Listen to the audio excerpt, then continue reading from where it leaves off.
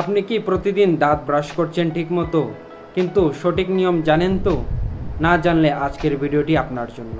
প্রথমেই একটা কথা বলি, শুধু দাঁত ব্রাশ করলেই হবে না, ঠিকভাবে করতে হবে। 1 নম্বর, সঠিক সময়।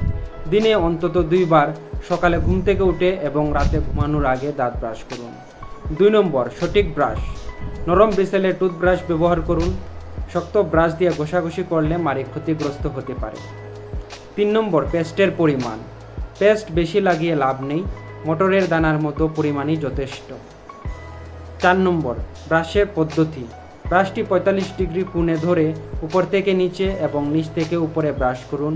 কেবল সামনে নয়, দাঁতের পেছন দিকে, চিবানোর জায়গাগুলো আর জিহ্বাও পরিষ্কার করুন। 5 নম্বর, সময়। কমপক্ষে 2 মিনিট ধরে ব্রাশ করুন। 6 নম্বর, ব্রাশ পরিবর্তন। প্রতি 3 মাসে একবার ব্রাশ বদলান। ব্রিসেল নরম হয়ে গেলে সেটি আর ঠিকভাবে পরিষ্কার করতে পারে না। ভুল যেটা আমরা করি, অনেকে জুড়ে ঘষে দাঁত ব্রাশ করেন। এতে এনামেল ক্ষতিগ্রস্ত হয় এবং দাঁতের সেন্সিটিভিটি বেড়ে যায়। এই ছিল দাঁত ব্রাশের সঠিক নিয়ম।